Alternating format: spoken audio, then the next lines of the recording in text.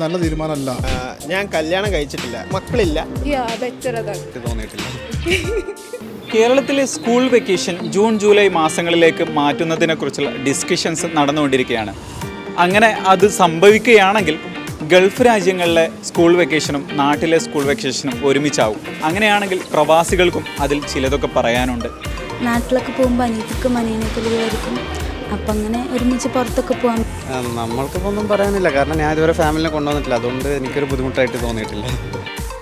എനിക്കിപ്പോൾ അതിനെക്കുറിച്ച് അഭിപ്രായം പറയാനൊന്നുമില്ല, ബിക്കോസ് ഞാനിപ്പോൾ മാരീഡ് അല്ല. ഇപ്പോൾ ഗൾഫിൽ ഇപ്പോൾ വെക്കേഷൻ വരുന്നത് ജൂൺ ജൂലൈ മാസമായിട്ടാണ്. ഇപ്പോൾ ഗൾഫിൽ പ്രവാസികളെ സംബന്ധിച്ചിടത്തോളം കുറച്ചുകൂടി ബെറ്റർ ആയിട്ടാണ് ഫീൽ ചെയ്യുന്നത്. ലൈക്ക് ഇടയ്ക്കിടയ്ക്ക് അതിൽ നല്ലത് അവിടെ അവധി കൊടുക്കുന്നതല്ലേ, ബെറ്റർ അതാണ്. നല്ല തീരുമാനമല്ല. ഒന്നാമത് മെയ് മാസം തന്നെ നാട്ടിൽ ചൂട് കൂടെ സമയമാണ്, അപ്പോൾ കുട്ടികൾക്ക് സ്കൂൾ പോകാൻ ബുദ്ധിമുട്ട് വരും. പിന്നെ രണ്ടാമത് കുട്ടികൾ വെക്കേഷൻ ആകുമ്പോൾ കൂടുതൽ എൻജോയ് ചെയ്യുന്ന സമയം കൂടിയാണ്, അത് കളിച്ച് നടക്കാനുള്ള ഇതും കൂടിയാണ്, അപ്പോൾ അതും അവർക്ക് തടസ്സമായിട്ട് വരും.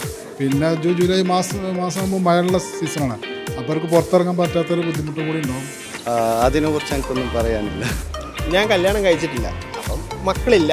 അതുകൊണ്ട് തന്നെ എനിക്കിതിനകത്തൊരു അഭിപ്രായം ഇപ്പോൾ പറയാൻ പറ്റത്തില്ല. നല്ല കാര്യമാണ് എന്ന് വെച്ചാൽ നാട്ടിൽ ഇവിടെ ഉള്ളൊരു നാട്ടിൽ ചെല്ലുമ്പോഴത്തേക്ക് അവർക്ക് ചിലപ്പം ലീവൊന്നും ഉണ്ടാവാത്ത ആൾക്കാരുണ്ടാവും, ഗവൺമെൻറ് ഉദ്യോഗസ്ഥർ. അപ്പോൾ ഇവരെ കൂടെ നിന്ന് ടൈം സ്പെൻഡ് ചെയ്യാനൊന്നും പറ്റാത്തൊരു സാഹചര്യം ഉണ്ടാകാറ്. ഇത് രണ്ട് രീതിയിലെടുക്കാം. ഇവിടുത്തെ വെക്കേഷനായി നാട്ടിൽ പോകുമ്പം നാട്ടിലെ കുട്ടികളൊക്കെ സ്കൂളിൽ പോകും, വീട്ടിൽ പോകുമ്പോൾ ആരും ഉണ്ടാവില്ല. രണ്ട് രീതിയിലെടുക്കാം.